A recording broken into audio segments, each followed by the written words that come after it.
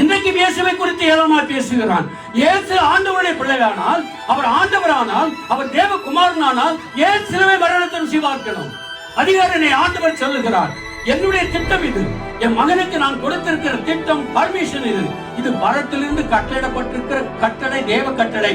ஆகினாலே ஆண்டவராகிய இயேசு கிறிஸ்து சிலுவை மரணத்தை ருசி பார்க்கணும், அடக்கம் பண்ணப்படணும், 3ஆம் நாள் உயிர்த்தெழணும், இன்னைக்கு பிதாவின் வலது அமரணும் என்பது தேவ கட்டளை. அதோட படிய மகத்தின் கீழ்ப்படிய மாட்டேன் என்று சொன்னீங்கன்னா, அந்த அதிகாரத்தை கீழ்ப்படிய மாட்டேன், நீங்க தேவனுடைய கட்டளைக்கு கீழ்ப்படிய. தேவன் சொல்லிதான் அதிகாரம்.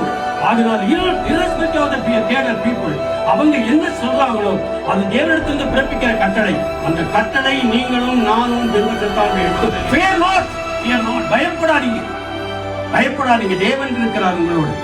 தேவன் என்னோடு இருக்கிறார். எங்களை அழைத்தவர் தேவன், உங்களை அழைத்தவர் தேவன், உங்களை பெயர் குறித்து சொன்னவர் தேவன், குடும்பத்தை பெயர் குறித்தவர் தேவன், என்னை அழைத்தவர் தேவன், ஊழியத்தை கொடுத்தவர் தேவன், என்னை ஊழியத்துக்கு அழைத்தவர் தேவன், என்னை அபிஷேகம் பண்ணினவர் தேவன், வரத்தை கொடுத்தவர் தேவன். தேவனுக்கு நெடுத்திருக்கிற வைராக்கியம் போராடுகிறபடினாலே ஒருவனும் கை போட முடியாது, எதிராய் புறப்பட முடியாது. ஊழியக்காரனே, உங்களுக்கு எதிராக புறப்பட முடியாது. விசுவாசியே, விசுவாசியே, பதறாதே, பதறாதே. தேவனிடத்திலிருந்து ஆர்டர்ஸ் வர வரையிலும் ஒன்றும் உங்கள் மேல் எவனும் கை போட முடியாது.